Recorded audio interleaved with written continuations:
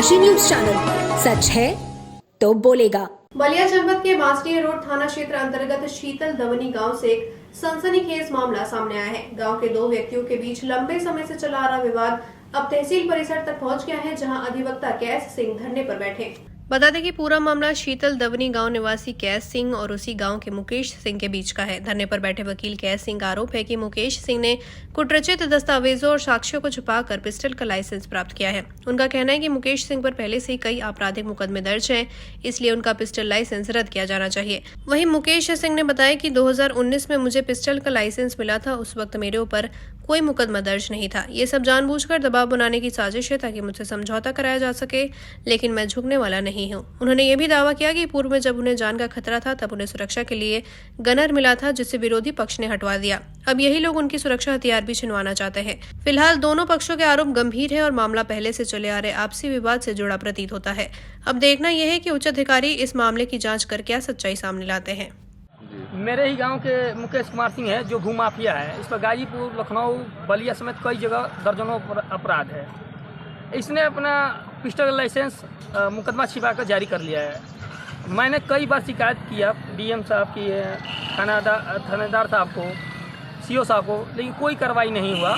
आज मैं इसी क्रम में अनशन पर बैठा। कहाँ का रहने वाले हैं? मैं दौनी के रहने वाला हूँ। ये भी मेरे गाँव का ही रहने वाला है। किस थाने पर शिकायत किया था? बांडी रोड थाने पर किया हूँ।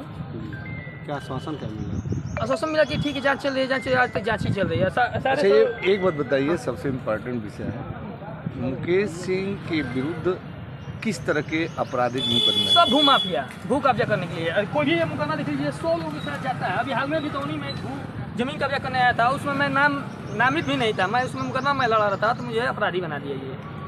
मतलब कि उसके ऊपर आपराधिक मुकदमे किस किस तरह के हैं? केवल जमीन कब्जा करने के संबंध में।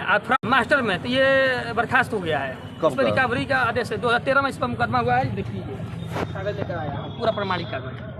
गाजीपुर में इस पर ये मुकदमा हुआ फर्जी। फिर इस बलिया डीएम साहब को चूना लगाकर यहाँ से लाइसेंस अपना जारी करा लिया है। अपने उसके लड़के पर भी मुकदमा है। पुराना लाइसेंस था या नया लाइसेंस? 2019 में जारी करा है लाइसेंस। मुकदमा कब हुआ है? 2013 में हुआ है। 2017 में हुआ है, जिसमें इसको सजा हुआ है 1 दिन के लिए। 2017 में? हाँ, चिन्हट थाने में हुआ है इसको मुकदमा। 207/2017। क्या सच्चाई है? मामला ये है कि कैस सिंह 3 लोगों के साथ सन 2022 4 दिसंबर को सीसीटीवी फुटेज के सामने जो कैमरे में कैद है, ये लोग 30 राउंड से ऊपर गोली चलाए थे। उसके बाद मेरे द्वारा पुलिस को सूचना देने के बाद इन लोगों के ऊपर 307 का मुकदमा पंजीकृत हुआ और गैंगस्टर लगा। उस दोनों मुकदमे के अलावा इन पे 7 मुकदमे, टोटल 7 मुकदमे हैं। लास्ट मुकदमा ये है जो अधिवक्ता अपने आप को बता रहे हैं, वो 3 बार हाई स्कूल पास किए हैं, 3 सत्र में अलग अलग जन्म तिथियों से, और उसी के जो जन्मतिथि जो इनको शूट किया है, उस जन्मतिथि से ये LLB करके रजिस्ट्रेशन करवा के ये प्रैक्टिस कर रहे हैं।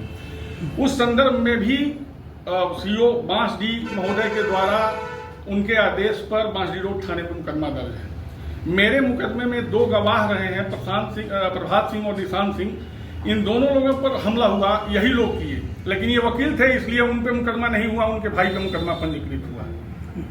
अब आगे ये स्थिति है कि मेरा पिस्टल के बारे में ये जो बोल रहे हैं, तो जिस समय मेरा पिस्टल का लाइसेंस बना 2019 में, उस समय मेरे बलिया जनपद में पहले तो बलिया जनपद का ही पिस्टल का लाइसेंस निर्गत हो रहा था, तो उस समय बलिया जनपद में मेरे ऊपर कोई मुकदमा नहीं था।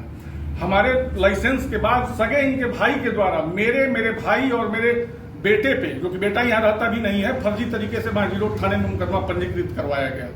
चूंकि बेटा जो था वो नाबालिग था, तो प्रभु की मर्जी से वो उसमें बरी हो गया, बाकी मुकदमा चल रहा है। अब बाकी पहले के मुकदमे वो जो दिखा रहे हैं, तो 2013 में एक सर्विस मैटर संबंधी मुकदमा हमारे ऊपर पंजीकृत हुआ था, जिसमें हाई कोर्ट ने तुरंत प्रोसीडिंग स्टे लगा दिया और मैं बहाल भी हो गया, और बहाल होकर के मैं ज्वाइन भी कर लिया। उसको ये बता रहे हैं कि मतलब नहीं दिखाए हैं, तो हमको दिखाने का औचित्य नहीं दिखा। उसका जब सब खत्म हो गया तो दिखाने का औचित्य नहीं दिखा। पूर्वांचल की खबरों से जुड़े रहने के लिए आज ही सब्सक्राइब करें हमारा YouTube चैनल डनकाशी, और हाँ, लेटेस्ट अपडेट्स के लिए बेल आइकन को प्रेस करना ना भूलें। और आपके पास है कोई जानकारी या है कोई सूचना, तो हमारे दिए गए नंबर पर आप हमसे संपर्क कर सकते हैं।